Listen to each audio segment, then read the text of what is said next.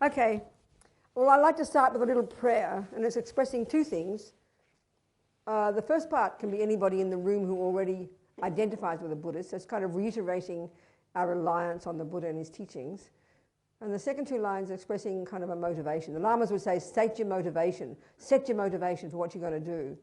Maybe we might say, what's our purpose, you know? So maybe for this little bit of time together, we can have a purpose to listen to these views, these viewpoints coming from the Buddha about, well, about the mind, isn't it? I mean, that's Buddha's expertise, about the human mind and about what causes us suffering and what causes us happiness, basically. And the way to listen is as tools, as advice. Hear it as advice. And it's to do two things. It's to develop the two wings of the bird. Wisdom, which is to develop your own amazing potential so that you can be a benefit to others. The compassion wing. So we think maybe that's our purpose for being here together tonight. Sangye charang soke chognam la jangcho baru dagni kyab suchi dagi chönyen gi personam ki drola penche sangye druppa shog sangye charang soke chognam la jangcho baru dagni kyab suchi dagi chönyen gi personam ki drola penche sangye druppa shog Sangye charang soke chognam la jamcho baru dagni kyab suchi dagi chönyen gi personam ki drola penche sangye druppa shog. Okay, so I suppose to say that the mind is Buddha's expertise is really kind of accurate. You know, perhaps we're surprised by it sometimes because we're so used to thinking of spirits and souls and get a bit mystical when we think of spiritual and religious. But actually, you know, I always quote His Holiness the Dalai Lama. I remember reading one point he said, with these amazing Indians more than 3,000 years ago, they were the ones actually, and this is where Buddha came from, they're the ones who began this investigation into the nature of self. So Buddha went as far as he could go in that system, and then he diverged in his own direction, particularly in relation to his own experiential findings about the nature of self. So the point about, for them of course, for them, and this is the unique approach of the Buddha, their investigating the nature of self is totally internal.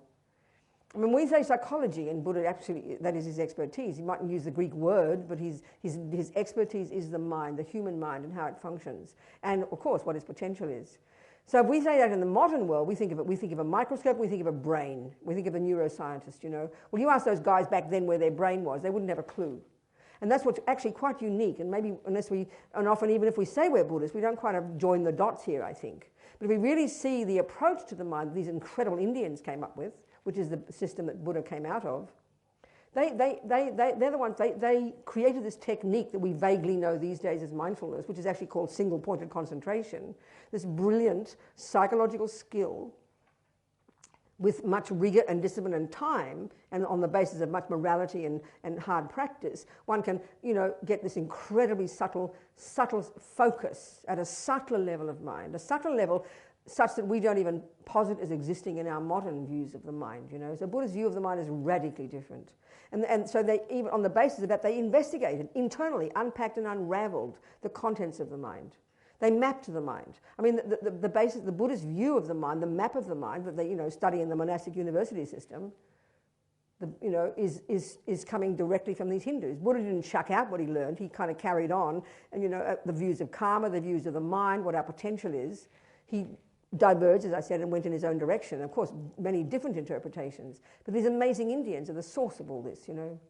So I like to say, you know, we're a bit arrogant in them. You know, we Europeans, perhaps we Christian Jewish Europeans, we probably thought it was Mr. Freud who began the investigation into the nature of self about 100 years ago.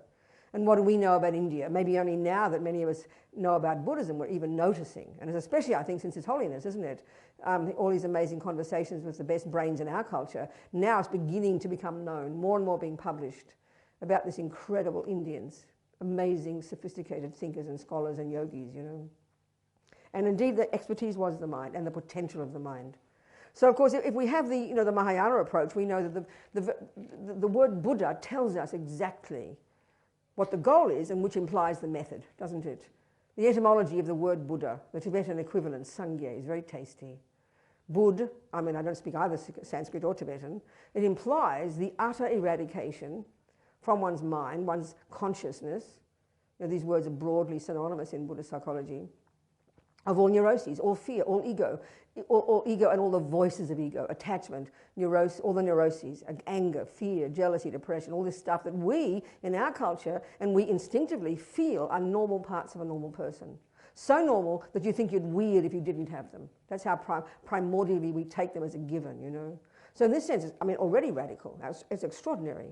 Not only that, da implies we can develop to perfection everything else in our mind. Love, compassion, intelligence, kindness, the stuff that we know is nice. So if this is the result, then it implies the method, doesn't it? It's very clear. You better know your mind, baby. And that's really the essence of being a Buddhist. The essence, as Lama Yeshe would like to put it, being your own therapist. It's kind of cute, but it's utterly true, you know. And so the skill of utilizing Buddhism, if we're really doing the job that Buddha says we can, is to learn to know our mind intimately and well. And why should we do that? It's very clear. It's implied by the result.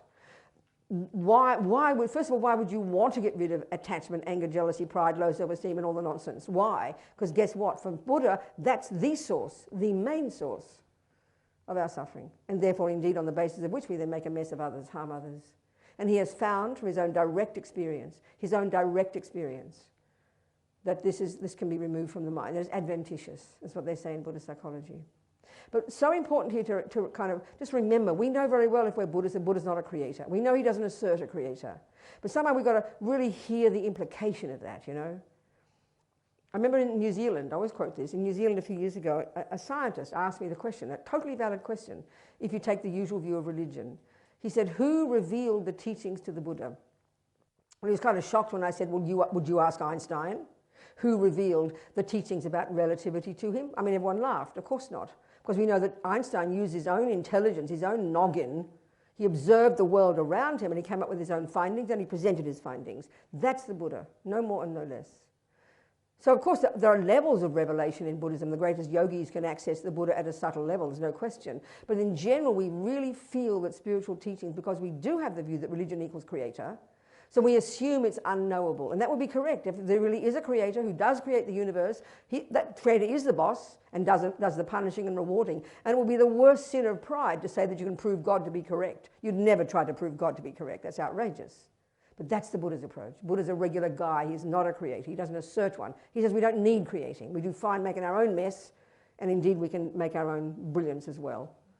So it's really important to hear this, because the implication of this is, if these teachings are not from on high, they're not revelation, like Einstein didn't have a dream about it, he didn't have a vision, we hope he's not speculating, it's not revealed to him. He uses intelligence to come up with his own findings. Buddha is exactly that, exactly that.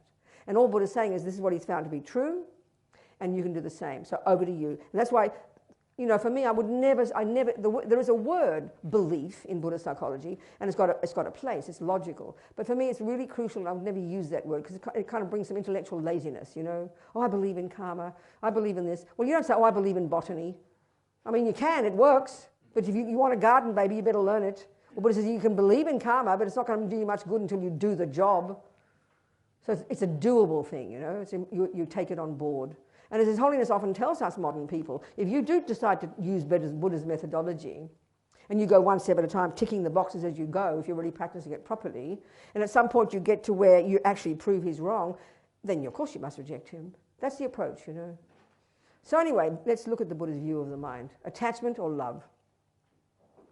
Well, you know, speaking simply, Buddha, when you study Buddhist psychology, and again, this information comes first from these Hindus, you know, a simple way of putting it, Buddha would identify all the contents of our mental consciousness. We've got sensory consciousness, and then we have mental consciousness. And as Lama Zopa puts it, that's where the workshop is.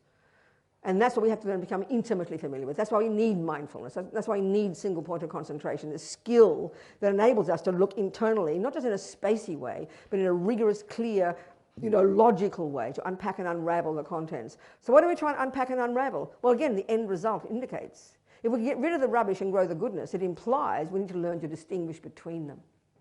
So you've got, in the Buddhist model of the mind, speaking simply, you could say there are three categories of states of mind. The first lot, the neurotic, deluded, ridiculous, negative, non-virtuous ones that cause us misery and cause us to harm others, that we can get rid of. the virtuous, valid, reasonable states of mind, love, compassion, intelligence, wisdom, that we can perfect, that are the source of our happiness and our ability to help others. And then the third lot, I like to call them the mechanics of our mind. These are the things like concentration, good memory, discrimination, attention, intention. There's many of these. And whether you're a murderer or a meditator, you need these to function properly, you know. So these are what are developed in single point of concentration. And these are the ones we need to use to do the job technically of distinguishing between the neuroses, distinguishing between the rubbish and the good stuff. But this is the words are pretty simple, but this is the hardest job we'll ever do. Because they're completely mixed together like a big soup. Not just a kind of a general soup, all the negative ones mixing around with the positive ones, but it's like a pureed soup. It's almost impossible initially to see the difference between, for example, attachment and love. So what's attachment and what's love? Get your definitions first. You know, well, love is under the positive heading. It's a valid state of mind in Buddhism roughly means a cognition that's in sync with its object, you know. It's a relatively reasonable cognition. So love, kindness, generosity, forgiveness, these are valid states of mind. And they're valid maybe because they're rooted in dependent arising, reality. You know, there's a sense of connectedness. When you've got virtue more prevailing in your mind, you're connected to others, aren't you? There's a sense of connectedness, a sense of interdependence. But check when you've got attachment and anger and fears and jealousy and depression prevailing. There's a vivid sense, isn't there, of being separate, bereft, separate, and you're living in la-la land, Buddha says. So these neurotic states of mind, they've got two functions, you could say. One is that they're disturbing. You can call them disturbing emotions. This is pretty evident. Check the last time you're anxious, depressed, angry. It was horrible. You know it. That's fairly evident. But the other one, this is a tricky one. This is the one this is not how we talk in our culture psychologically. But if we get this point, we understand Buddhist psychology and we understand what Buddhist practice is, and we understand, therefore, how to begin to recognize and distinguish between the neuroses and the virtues. And this is a word in English which is great. I've noticed in other languages it's a bit arcane, but in English it's perfect. They are delusions. So the extent to which you're caught up in, attachment, for example, anger, we'll go through them. There's 84,000 actually, but luckily Buddha subsumes them all to 3, which is most handy. The 3 poisons, as we know, the 3 toxic emotions. So they mainly function to cause us to not be in sync with reality. It's a really good way to put it. The more there's attachment prevailing, the more you're living in la-la land, the less you're in touch with reality, and the more you're disturbed. So understanding these functions is necessary if we want to do the job that Buddha says, which is lessen these states of mind and grow the virtues. This is the actual job of being a Buddhist, you know. So then what is attachment and what is love? Well, first of all, in our culture, we practically conflate them, I'd say. And the way we use the word attachment in our culture, it really is pointing to it as a fairly good quality. Like she's close to her children, she's attached to her family. We mean it in a sense of being close and loving. Nothing wrong with that. But we all know same word, same spelling, same pronunciation, different definitions, you know. Like if I've only ever heard of living in a flat. I know in Australia we lived in flats, but now I think we're more Americanized. We now live in apartments. Probably the same in London even. So, you know, if you only know the word flat, and then I learned geometry and discovered that that's called flat, and I go, oh, I've got to live there. No, it's a different word, different definition. So it's really important, and this is a big stumbling block. When you hear the word attachment, you've got to hear Buddha's definition, not the one we think. But this is why we make a big mess. And we hear Buddha, as Lama Zopa says, we hear Buddha say, I'm sorry, sorry guys, you can't get happy until you give up attachment. We go, oh, I've got to give up my heart, I've got to give up my happiness. Because we haven't got it clear about what it is, you know. So it's crucial to understand what attachment is. As far as the Buddha is concerned, Four Noble Truths, this effectively is the source of our suffering in day-to-day life. So if that's true, we better know what he means by it. Because it's not what we mean, that is for sure. And it goes to profoundly subtle degrees, this attachment, you know. So we take these 3 poisons. They sound kind of cute. I mean, in modern psychology, you know, you don't go to your therapist and say, I'm so attached. I tell you, shut up and go home if you've got a serious problem.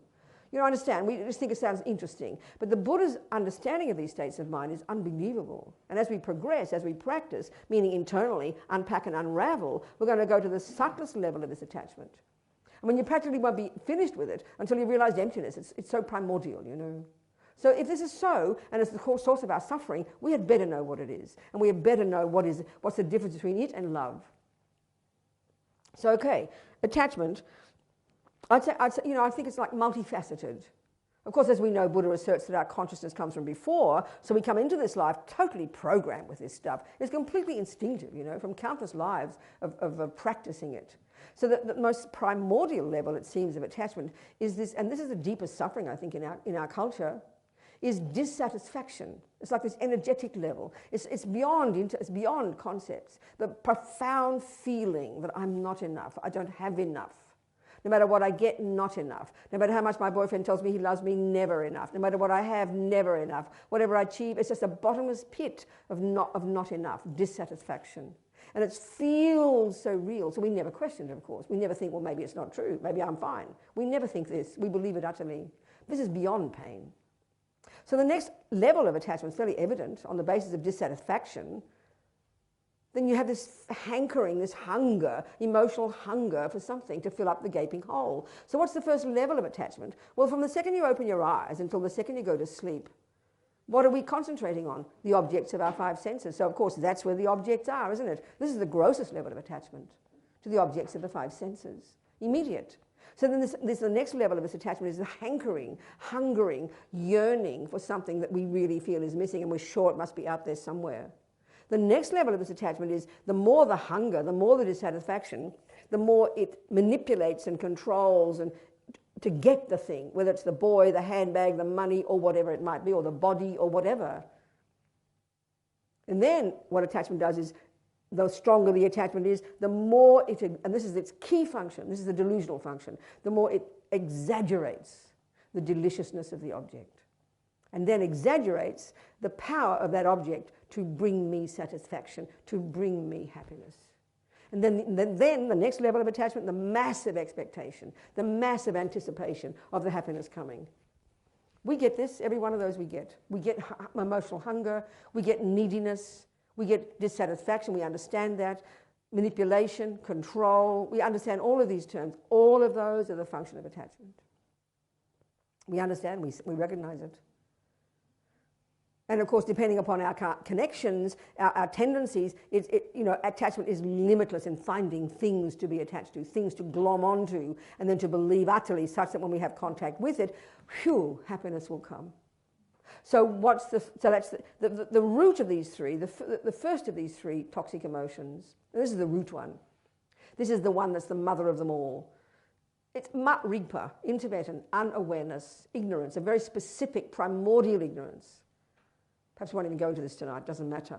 This is the root of them all, and we often can call it colloquially, when it comes to the self, ego grasping. It's so tasty. This is the most primordial, the one that cuts us off from others in the first place, the very positing of a concrete, solid, separate, bereft me. Attachment is its main voice, and then on the basis of attachment, when it doesn't get what it wants, because being brutal about it, attachment is like this junkie, and it's this frantic junkie that is desperate to only get the nice things. Attachment can only cope with the nice things.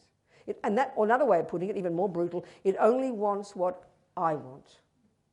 So this is what its job is, every second, never stopping to find, to manipulate, to get, continuously and utterly assuming, continuously assuming that when I get it, happiness will come. So what's the response when it doesn't? And that's 1,000 times a day. That's the third one. Well, simply it's called anger, but you know, it seems to me the fundamental state of mind is aversion. So you've got attachment or aversion, and we go between these 1,000 times a day. But 99% of the time we don't notice because they're mild. So again, this aversion is multifaceted. It's got a spectrum. The obvious, volatile, violent expression of aversion is called anger. You see the person shouting and yelling, eyes wide, spit coming out the mouth, irrational words pouring out, fists flailing. Oh, look, she's angry. I mean, they're having a mental breakdown. What is it? Attachment didn't get what it wanted. It sounds so kind of unusual to think like this. But this is the fundamental attachment and aversion. These are, when we can begin to comprehend them the way Buddha describes, we really comprehend Buddhist psychology, and we really will understand ourselves and will understand other people. These are huge. They seem deceptively simple, you know. Attachment and aversion, like who cares? We give fancy names in modern psychology. Buddha's not changed his tune in 2,500 years, you know.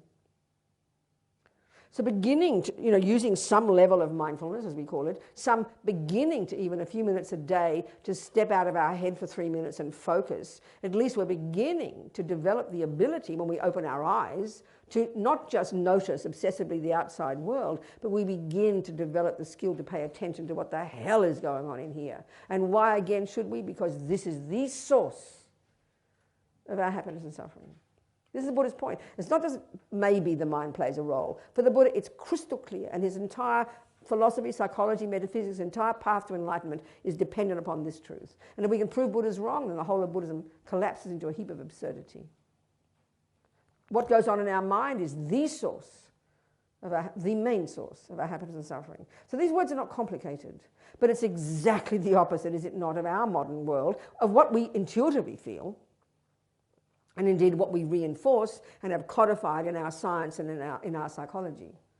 That the outside world is the main source of our happiness and suffering. That's why we spend our attention on it, isn't it? Since the time we wake up until the time we go to sleep.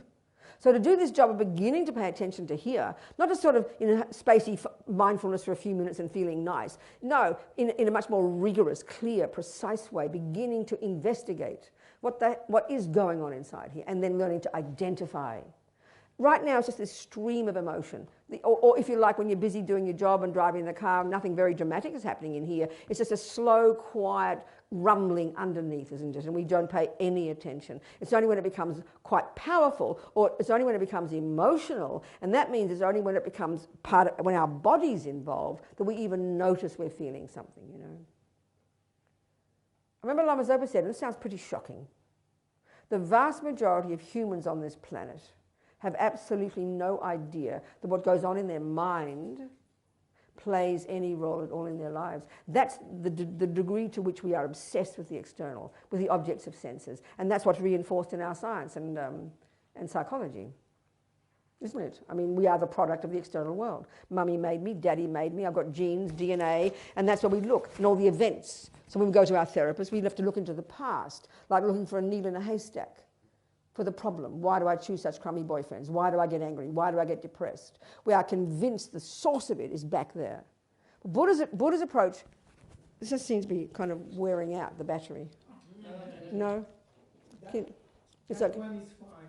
Oh, this one, it's this one. Yeah, it's that one. So we've got no more battery. Never mind. Okay, darling. We've got some here. Okay. So, no, I've distracted myself. I forget. Blah, blah. What? What did I say? You remember? Needle in a haystack. You go to the therapist and what's wrong with your boyfriend, what's wrong with this one. Oh, okay, good. Yeah, this is right. This is the thing that I think Buddha's not. See, Buddha's not. This is the thing. Now, Buddha's not arguing with the fact that the external world plays a role. That would be bizarre.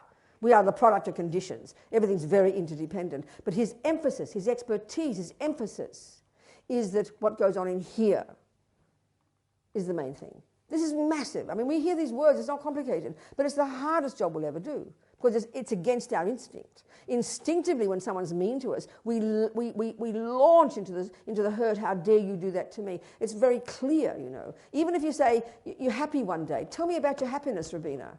What we will do is describe in detail the event. We're so addicted to the event. If you remember something awful, some suffering, you remember the event. We wouldn't even know how to describe the suffering itself in the mind, the hurt itself in the mind, the happiness in the mind. We're so addicted to the events, to the external. So this job that Buddha is describing is quite powerful, Not just being mindful. That's just a starting point.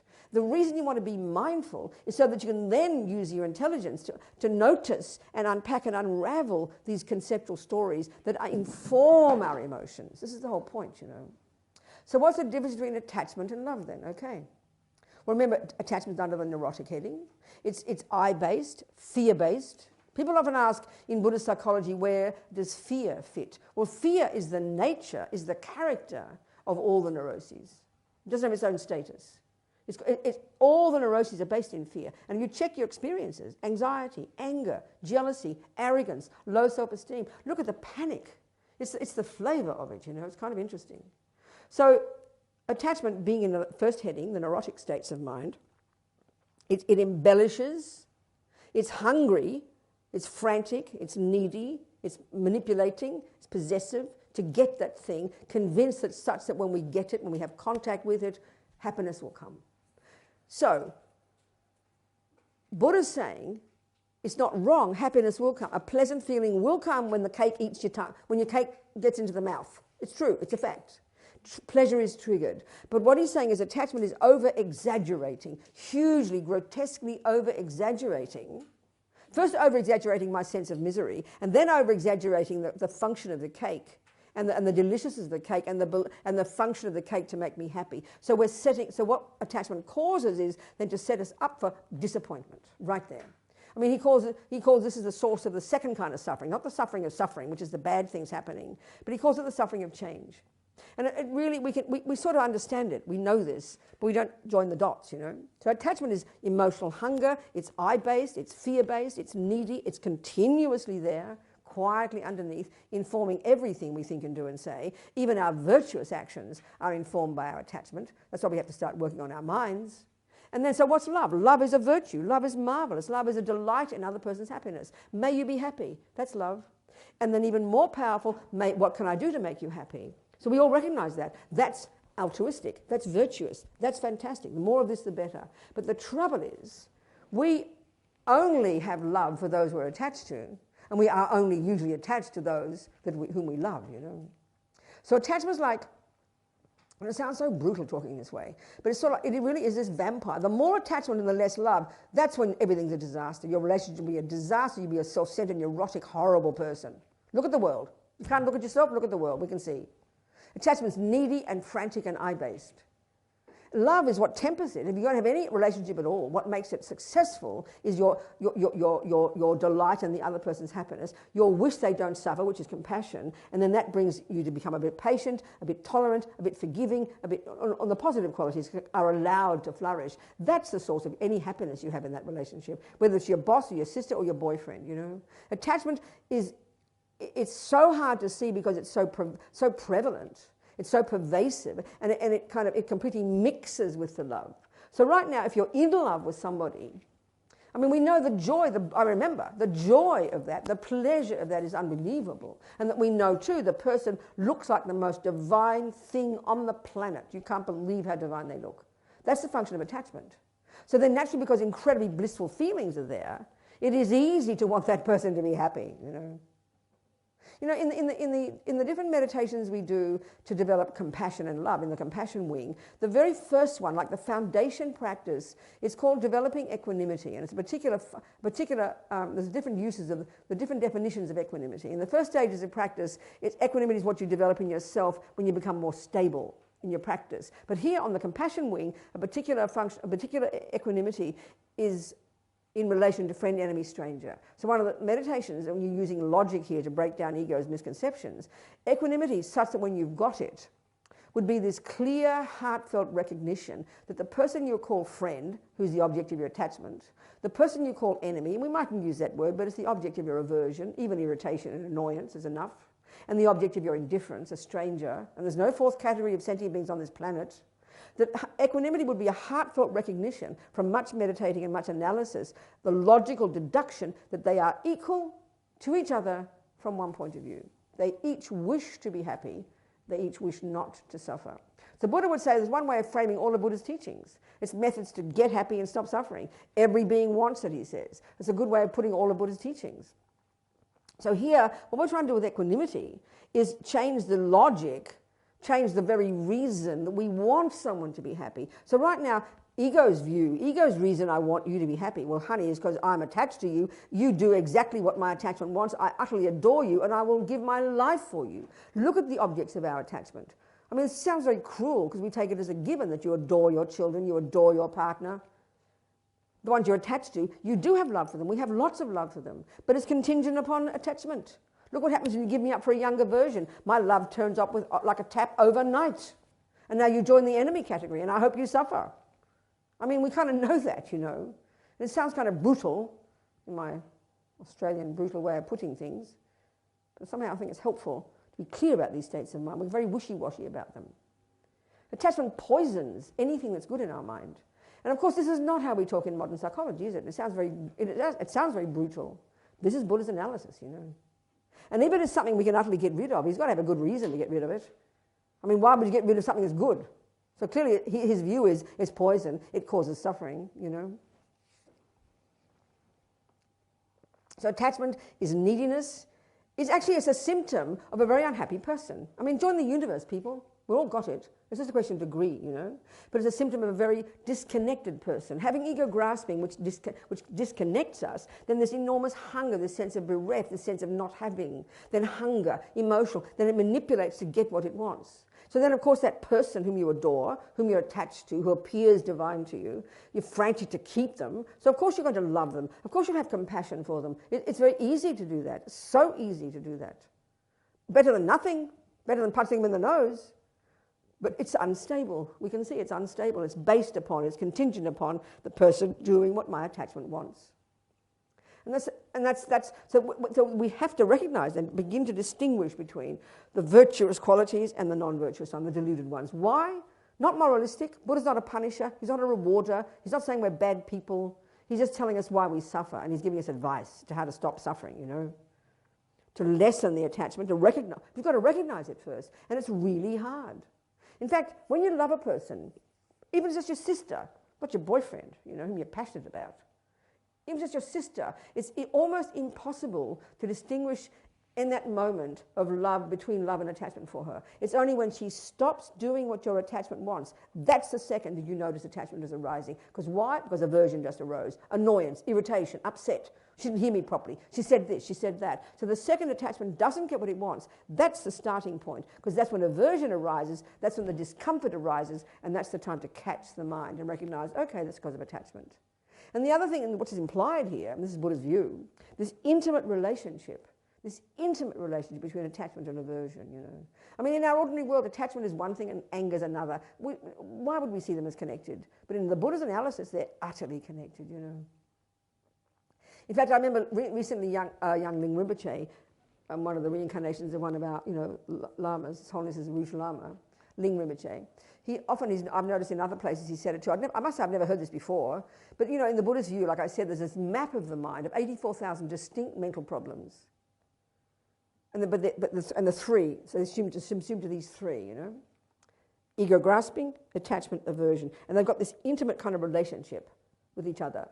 And as he said, you know, he said 21,000 of those 84,000 are rooted in ego grasping, 21,000 are rooted in attachment, and 21,000 are rooted in aversion. And the other 21,000 are rooted in all three. So it's a very interesting kind of map, you know. And remember I said, they didn't map the brain, these guys, they mapped the mind internally. And that's our job eventually. That's the unique approach in Buddhism, as we can see, the Buddha's approach to the mind, you know. So attachment is primordially deep in all of us. Until you're highly advanced, you're going to have it. And we're talking at the grossest level here. You know, it really, I mean, again, the brutal way of putting it is to get what I want every second, and otherwise it's panic attack. So it will manipulate to get. It then exaggerates the deliciousness of a thing, believes when I get it I'll get happy, then get upset. Oh, okay, I started on the aversion. It's got a spectrum, like I said. It's the response when attachment doesn't get what it wants. So the volatile, violent expression of that is anger. Shout, yell, kick, scream. Milder, and this is the point too, milder levels of it. We don't even pay attention to these. Annoyance, irritated, upset, frustrated, anxious, stressed. We know those words intimately. Most of us experience aversion at that level. We don't pay attention. Again, you would not go to your therapist, oh, I got annoyed today. I mean, it's ridiculous, you know. We don't think about it. But this is the point. For the Buddha, there's not a millisecond of anything we've ever experienced in our mind that ever goes astray. Everything gets stored there, you know. So I remember Geshe Tashi in London at our centre before he's gone now. He said it's like we're shooting a movie all day. Everything gets stored in your memory, you know. So, you know, I forgot what I said again. I'm sorry. So scattered. I forget what I said. What did I say? Thank you, I know, but what did I say before that? What? A movie, yeah, say before that. I'm sorry, I lost completely. I'm so sorry, I know. And I say it so fast, I can't believe it's ridiculous. Yeah, okay, good. I think that, yeah, good, thank you. This is it, good. Okay, thank you, yes, thank you, that was the one. So, we think, you know, I always use a dumb example. You're washing the dishes and you drop a cup. I don't know anybody who doesn't get upset. Well, that's a mild version of anger, isn't it? Anger is aversion. Because attachment wants everything to be perfect, doesn't it? We want everything to be perfect. You want the driving to be perfect, all the green lights to come perfectly, the food to be perfect, to feel perfect. Attachment's a junkie for nice things. So the moment it doesn't get it, we get upset, irritated, annoyed, frustrated. Well, then that doesn't go in one ear and out the other. Unless you deal with it that second, it's going to build up. And then by the night comes, we all know there's a straw that breaks the camel's back, isn't there? Because stuff builds up. But we don't pay attention. We don't deal with it at the time, and we don't pay attention. So that's why stuff builds up, not just over one day, but months, years, and not to mention lifetimes. And then there's a straw that breaks the camel's back, and you have a mental breakdown. It's not surprising. But this is the tragedy in our culture, I'd say. Because we don't pay attention to the mild stuff, because we think, oh, it's just life, you know, you get annoyed, get upset, irritated, frustrated, stressed. We just think it's normal. But then one day when the really severe thing happens, and then you have, the really serious problem comes. I mean, it's a dumb analogy, but it's a really good one, you know. It's like you've got a brand new car, and you've never heard of mechanics. So you drive it to the ground, and one day you're 100 miles an hour on the motorway, and your wheels are falling off. Oh, my wheels are falling off, what'll I do? Well, it's absurd, isn't it? It's way too late. How come you didn't notice when they were wobbling? Because you weren't paying attention. Well, breaking the cup, getting annoyed, upset, the red light, the upsetting television news, the stress about this, we don't pay attention. That's the wobbles. And it's only when you have a mental breakdown and your husband leaves you, or whatever, then we notice. It's way too late, you know. This is the real skill, you could argue. The Buddha's approach of developing some mindfulness, a little bit of practice every morning, training yourself to step out of your head for a few minutes. And what that really means is you're bringing the skill into daily life that enables you to notice what the hell is going on in here, not just going on outside there. So as you begin to develop this awareness, it's just becoming conscious, you know, of your mind, your thoughts, your feelings, your emotions. Then when you're driving the car, when normally you'd only be paying attention to the car and then go crazy when a car comes in front, but this time you're also noticing and you're even being your own therapist, dealing with the stuff in here. Oh, shut up, Robina, it's only a red light, relax, girl. You're dealing with it. It's only a cup, Robina, break another one. You just fixed it.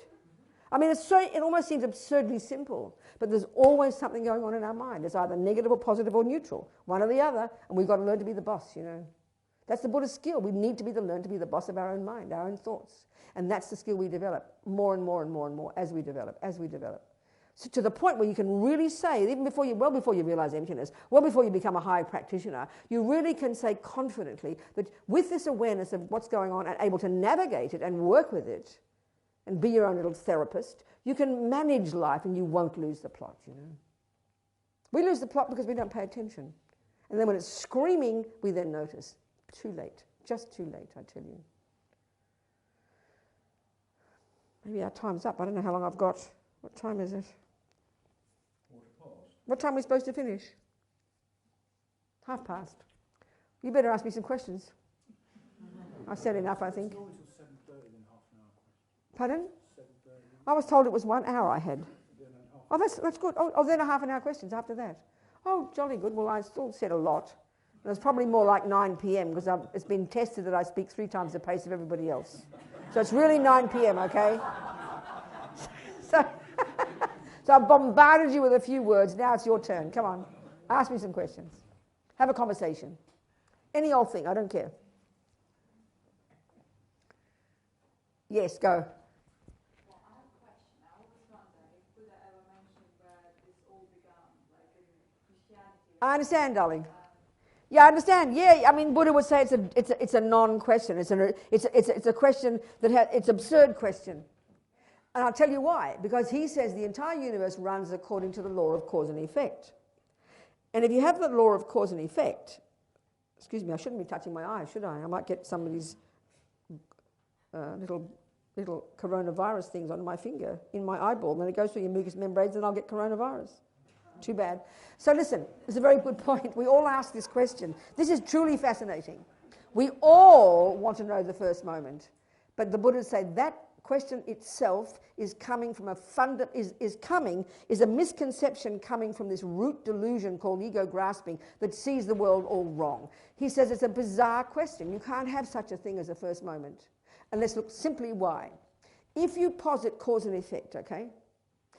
Cause and effect implies if you have something at this moment, we know whatever it is, it has to have had a previous moment. Would you agree that was the cause, wasn't it? A cause comes before an effect, would you agree? Would you agree with that? No, I mean, would you agree with the English use of the words that an effect is after a cause and a cause comes before an effect? So if you go back and you imagine a first something, just try and imagine, what was the cause of that? Has to be the previous one. We'll go back 42 trillion years and you keep going back, honey. And it's not that you can't see the first cause, there isn't one. As nutty as that sounds to us. So Buddha's assessment is the idea of a creator being the first cause is just not on. I mean, philosophically, he argues with that view. There's not a possibility to have such an energy. And he says you don't need a first moment. Because, you don't need a first moment because things are, by definition, the product of cause and effect, so beginningless. I know it sounds weird. We go, what are you talking about, we'll say. But this is the universe as well. As the Dalai Lama, in the Buddha's view, certainly in the Vajrayana, they talk about how the universe is made of the four elements. There's matter and there are minds. And matter is the four elements. So as the Dalai Lama said in all his conversation with these scientists, we're all looking for the first Big Bang. He said, Big Bang, no problem. But not the first Big Bang, that's all. But we all want a first moment, but it's not possible, Buddha would argue, because you have to look into that. That's his answer, okay? Food for thought. Quite often they say, Bit louder. often also they say we have Buddha nature in us, which means you can develop with the practice. I can't quite get you. Would you say it more clearly? I'm so sorry, I can't quite hear you, darling. We have Buddha nature. Yeah. The Mahayana view says we have Buddha nature, yes. All of us, yeah. So how do you understand that?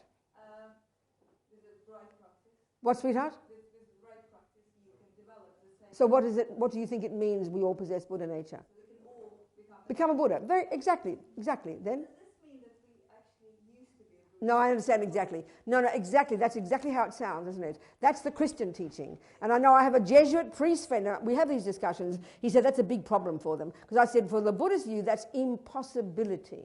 It's an impossibility that you were totally Buddha first, which means there's not an atom of delusions left. All delusions have completely gone. Not atom, there's no cause of suffering. So if there is if no delusions left, you can never, ever, ever, ever, ever not be pure. It's impossible. Impossible. Utterly and completely impossible.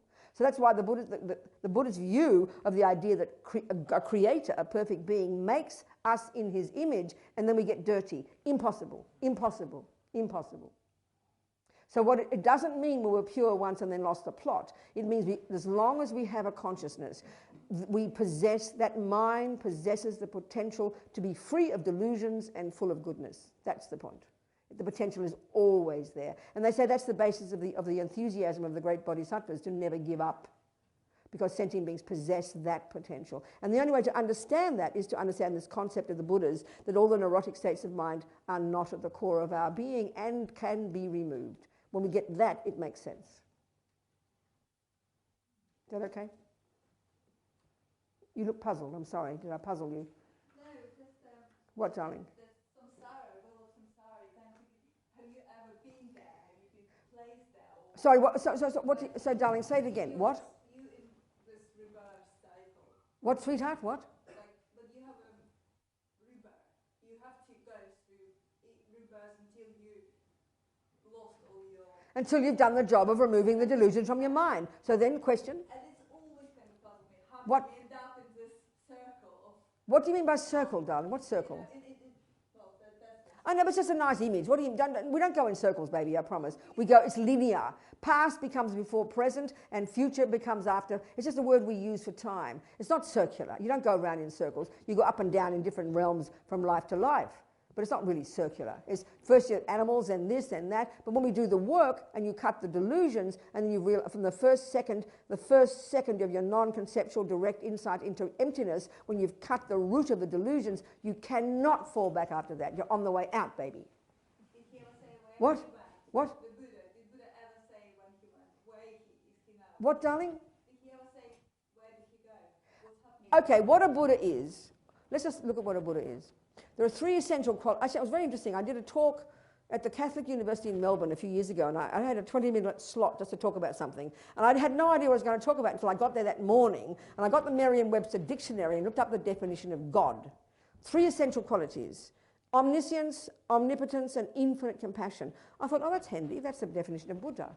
The three essential qualities of a Buddha. First of all, your consciousness. When you're a Buddha, your consciousness or your mind is not physical by definition.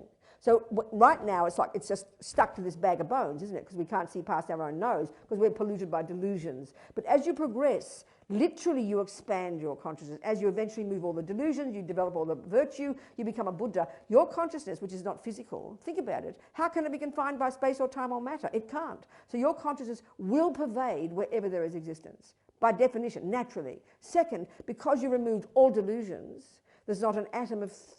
You have the nature of mind in Buddhism is that it cognizes that which exists. So when you removed all delusions, you are cognizing that which exists. That's what omniscience means, which in particular also means the minds of all sentient beings. You know exactly their minds, and you see exactly what their karma is. So you have the wisdom to know how to help them. You then, because you've cut all delusions, there's no longer a separate sense of self, so you have infinite compassion for everyone and only want to help them. And third, you have the infinite power to do so. So that's Buddha.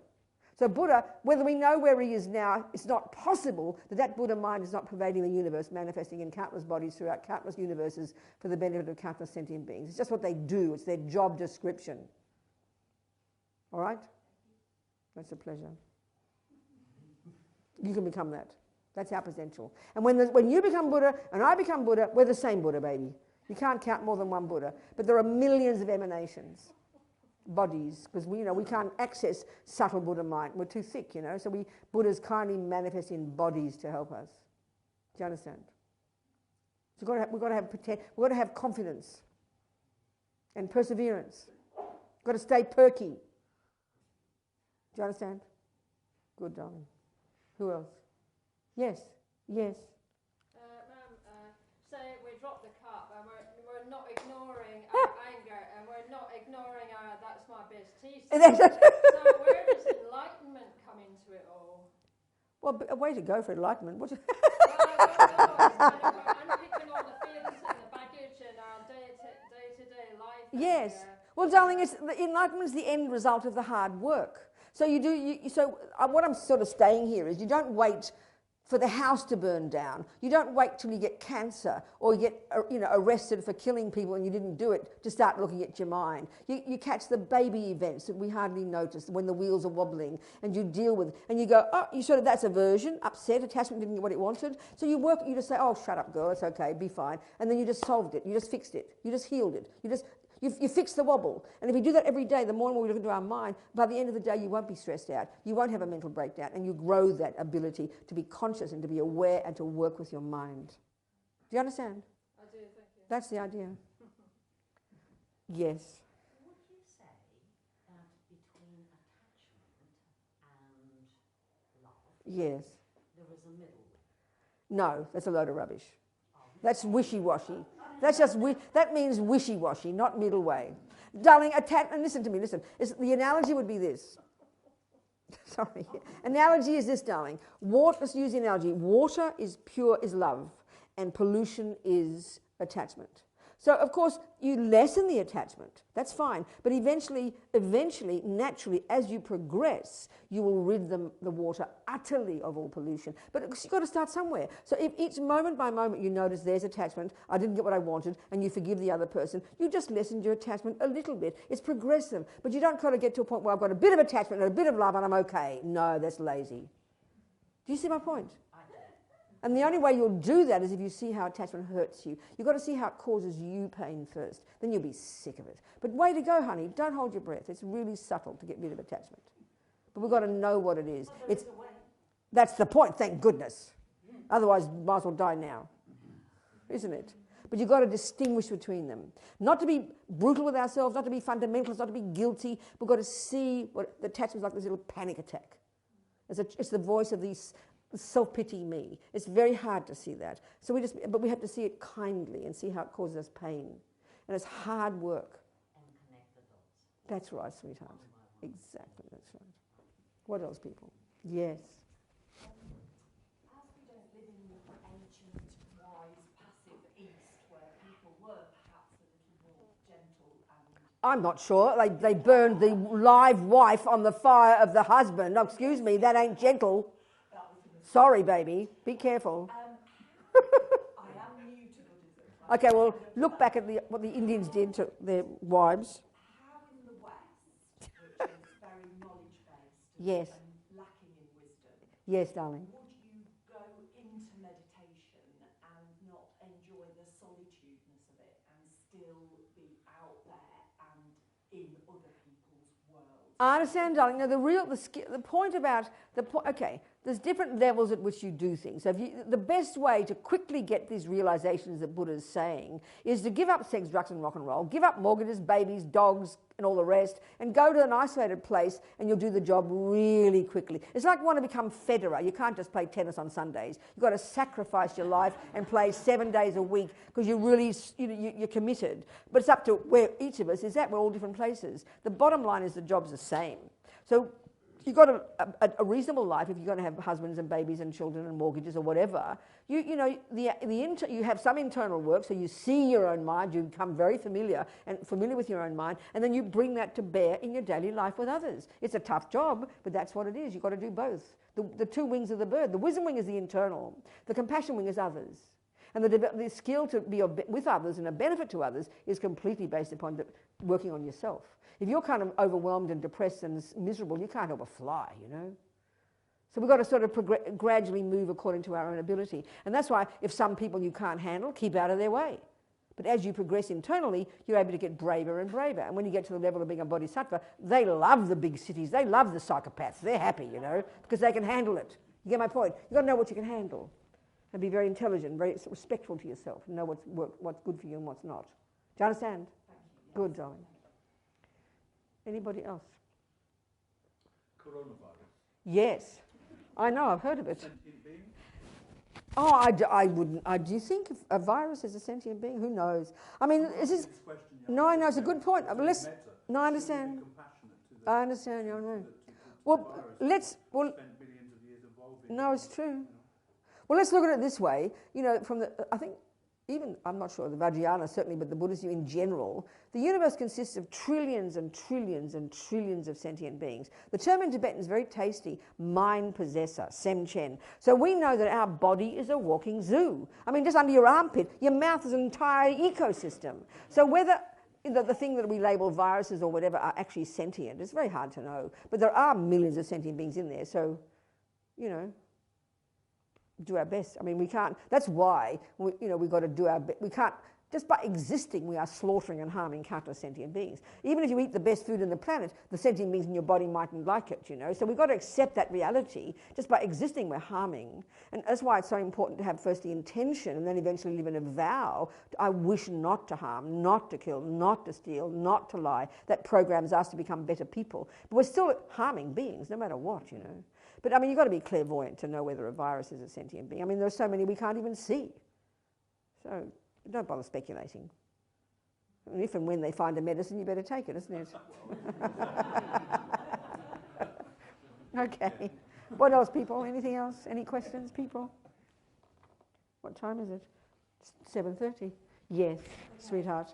So in relationship, then, are you saying like basic method is if you feel like if attachment and love is muddied and muddled yes. together, to really pay attention to your experience of what's going on and like notice whether this is causing you suffering, and from like to be aware of like what's going on the inside, what you're putting out as well as what you're I mean, it's really hard to do. This is the point. Attachment is needy, is fearful, is manipulative, is possessive, is worried, gets anxious, gets neurotic.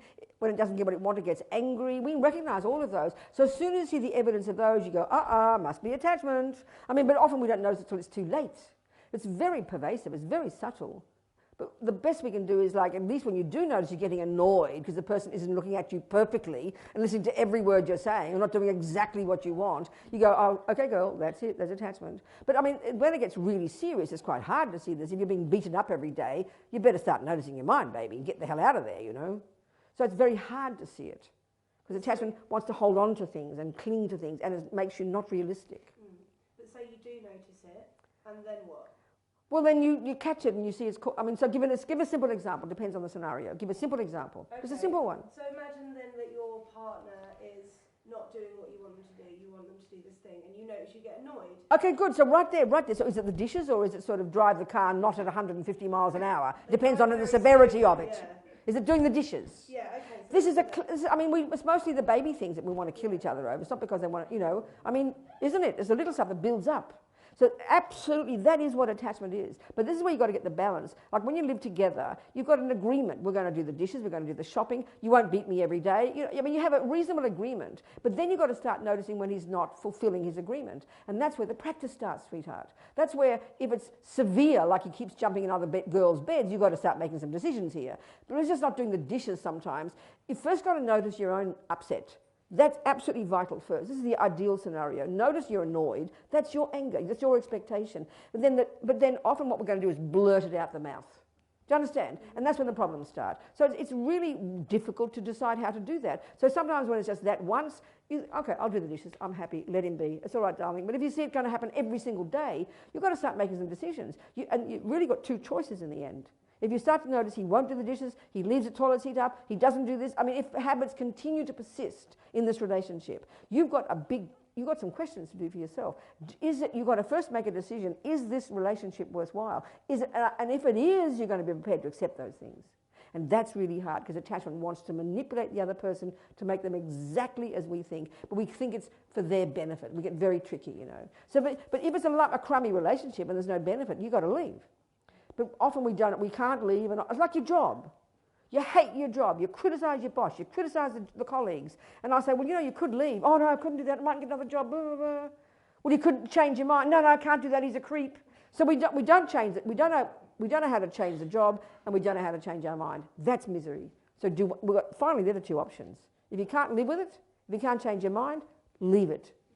But that already demands a lot of self-respect. And most of us don't even do that. Do you understand? It demands accountability. It's not that easy. Because the reality is people aren't going to do everything we want. So it's every second it's practice. Every second giving up attachment is practice. On the road, with your people, at work. It's why we get upset is because of attachment. This is profound, because it's not the way I want it. It's not easy. It's huge. Do you understand? Yeah. All right. I think it's time to finish, 7:30. Okay? It's time to finish, 7:30, yeah? What's next on the agenda? What do we do now? What? Cup of tea. Okay, good. Well, okay. Well, I'll sing a little prayer to finish. Little two bookends, This one is, we call it dedication. And it's just sort of saying very loosely, here we've been 1 hour, I'm saying this, the prayer doesn't say this, that every minute, we've been here for an hour. There's as many moments as there are. There's as many seeds we've planted. How marvellous.